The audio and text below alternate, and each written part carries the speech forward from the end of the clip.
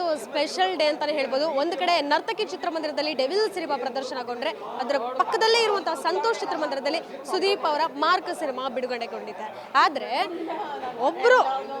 ಇವರು ಒಬ್ಬರೇ, ಆದರೆ ಇಬ್ಬರ ಅಭಿಮಾನಿ. ಈ ಕಡೆ ನೀವು ನೋಡ್ಬೋದು ಡಿ ಬಾಸ್ ಅನ್ನುವಂತಹ ಒಂದು ಟ್ಯಾಟೋ ಇದ್ರೆ, ಆ ಕಡೆ ನನ್ನ ಅಣ್ಣ ಕಿಚ್ಚ ಅನ್ನುವಂಥದ್ದು ಸುದೀಪ್ ಅವರ ಟ್ಯಾಟೂ ಕಾಣಿಸ್ತಾ ಇದೆ. ಸೊ ಸ್ಪೆಷಲ್ ಏನಂತ ಹೇಳಿದ್ರೆ ಇಬ್ಬರ ಅಭಿಮಾನಿ ಕೂಡ ಒಬ್ಬರೇ.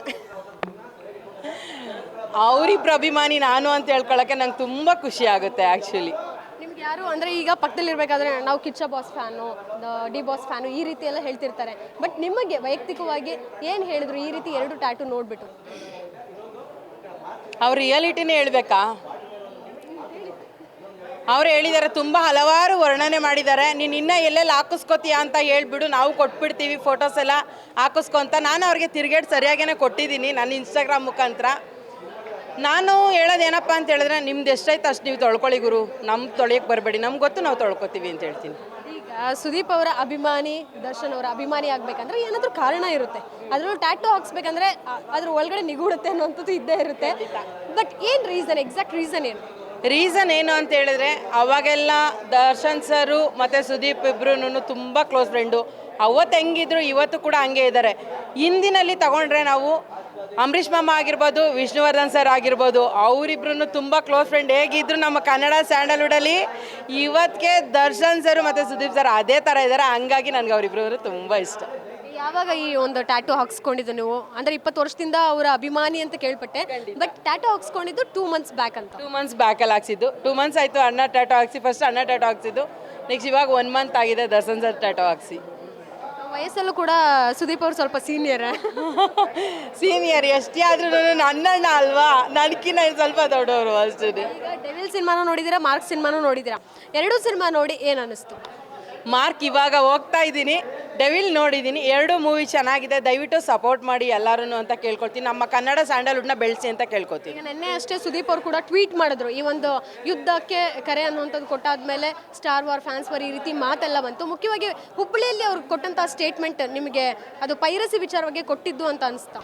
ಖಂಡಿತ ಪೈರಸಿಗೇನೆ ಇಂಡೈರೆಕ್ಟಾಗಿ ಹಿಂಟ್ ಕೊಡೋದೇ ಜಾಸ್ತಿ ಅಣ್ಣ ಯಾವಾಗ್ಲೂ. ಅದನ್ನು ತಪ್ಪಾಗಿ ಫ್ಯಾನ್ ವಾರ್ ಅಂತೆಲ್ಲ ತಿಳ್ಕೊಂಡು ತಪ್ಪಾಗಿ ಏನೇನೋ ಮಾತಾಡೋದೆಲ್ಲ ಬೇಡ. ಅದು ಪೈರಸಿಗೋಸ್ಕರನೇ ಮಾತಾಡಿರೋದು ಅಂತ ನಾನು ಹೇಳ್ತೀನಿ. ಇನ್ನು ನಿನ್ನೆ ಟ್ವೀಟ್ ಕೂಡ ಮಾಡಿದ್ರು, ದರ್ಶನ್ ಅವರಿಗೆ ನಾನು ಯಾವಾಗಲೂ ಒಳ್ಳೇದನ್ನೇ ಬಯಸ್ತೀನಿ, ಅವರಿಗೆ ಶುಭವಾಗಲಿ ಅನ್ನುವಂಥದ್ದನ್ನು.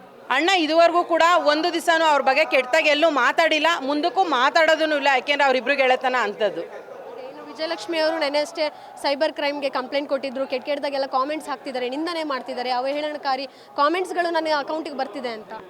1 ದಿವಸ 2 ದಿವಸ ಆದರೆ ನೋವು ತಿನ್ಬೋದು, 365 ದಿವಸ ನೋವು ತಿನ್ನೋಕ್ಕಾಗಲ್ಲ ಅಲ್ಲ. ಹಂಗಾಗಿ ರಿಯಾಕ್ಟ್ ಮಾಡಿದ್ದಾರೆ ಅಂತ ನಾನು ಹೇಳಕ್ಕೆ ಇಷ್ಟಪಡ್ತೀನಿ. ಈಗ ನಟಿ ರಮ್ಯಾ ಅವರಾದ್ಮೇಲೆ ವಿಜಯಲಕ್ಷ್ಮಿ ಅವ್ರನ್ನ ಟಾರ್ಗೆಟ್ ಮಾಡ್ತಿರೋಂಥದ್ದು, ಈ ರೀತಿ ನೆಗೆಟಿವ್ ಕಾಮೆಂಟ್ ಸೋಷಿಯಲ್ ಮೀಡಿಯಾದಲ್ಲಿ ನೀವು ಕೂಡ ಫೇಸ್ ಮಾಡಿರ್ತೀರಾ? ಖಂಡಿತವಾಗ್ಲೂ ನಾವು ತುಂಬಾ ಫೇಸ್ ಮಾಡ್ತಾ ಇರ್ತೀವಿ. Every day, every time, every second ಕೂಡ ಫೇಸ್ ಮಾಡ್ತಾ ಇರ್ತೀವಿ.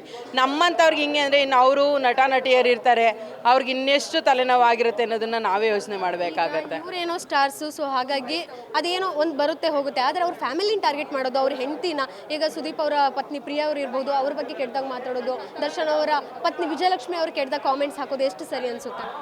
ನಾನು ಹೇಳೋದು, ಅವ್ರು ಕೆಟ್ಟದಾಗ ಕಮೆಂಟ್ ಹಾಕೋರ್ನ ಅವ್ರ ಮುಖ, ಅವ್ರ ಫೋಟೋ ಹಾಕ್ಕೊಂಡು, ಅವ್ರ ನೇಮ್ ಹಾಕ್ಕೊಂಡು, ಅವ್ರು ತಾಕತ್ತಿದ್ರೆ ಅವ್ರು ಕಮೆಂಟ್ ಹಾಕಬೇಕು. ಅದನ್ನ ಬಿಟ್ಟು ನಾನು ಅವ್ರ ಫ್ಯಾನ್ ಇವ್ರ ಫ್ಯಾನ್ ಅಂತ ಹೇಳ್ಬಿಟ್ಟು ಸುಮ್ಮನೆ ID ಕ್ರಿಯೇಟ್ ಆಯ್ತದೆ ಅಂತೇಳಿ ID ಕ್ರಿಯೇಟ್ ಮಾಡಿಕೊಂಡು ಕಮೆಂಟ್ ಹಾಕೋದು ವೇಸ್ಟ್. ಥ್ಯಾಂಕ್ ಯು ಜ್ಯೋತಿ ಅವರೇ. ಸೊ ಇದಿಷ್ಟು ದರ್ಶನ್ ಹಾಗೂ ಸುದೀಪ್ ಅಭಿಮಾನಿಯಾಗಿರುವಂತಹ ಜ್ಯೋತಿ ಅವರ ಮಾತಾಗಿತ್ತು. ಕ್ಯಾಮ್ರಾ ಪರ್ಸನ್ ಪೃಥ್ವಿ ಜೊತೆಗೆ ಕೀರ್ತಿ ಪಾಟೀಲ್, ಗ್ಯಾಂಗ್ ನ್ಯೂಸ್, ಬೆಂಗಳೂರು.